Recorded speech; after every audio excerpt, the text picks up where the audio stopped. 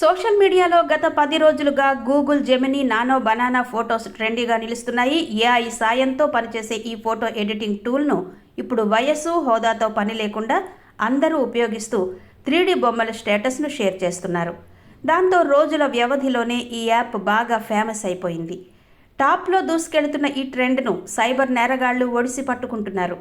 Nano banana పేరుతో నకిలీ వెబ్సైట్లు, యాప్లను విస్తృతంగా ప్రచారం చేస్తూ డబ్బు కొట్టేస్తున్నారు. సిరిసిల్ల జిల్లా ఎల్లారెడ్డిపేటకు చెందిన ఓ వ్యక్తికి ఫేక్ లింక్ ఇచ్చి 70,000 కొట్టేశారు. వాళ్ళు ఇస్తున్న లింకుపై క్లిక్ చేస్తే బ్యాంక్ అకౌంట్ ఖాళీ అయ్యేటట్టు ఈ లింకులు పెడుతున్నారు. మనం గూగుల్ వెతికినప్పుడు నకిలీ సైట్లు తెరపైకొస్తాయి. వాటిని క్లిక్ చేస్తే యాప్ను డౌన్లోడ్ చేసుకోమని సూచిస్తాయి, లేదంటే లింకులు పంపిస్తాయి. పొరపాటున వాటి మీద క్లిక్ చేస్తే ఎనీ డెస్క్ యాప్లు డౌన్లోడ్ అవుతాయి. దాంతో ఫోన్ మన దగ్గరే ఉన్న సుదూర ప్రాంతాల్లో ఉండే నేరగాళ్లు మన ఫోన్ను ఆపరేట్ చేసుకోవడానికి అవకాశం లభిస్తుంది.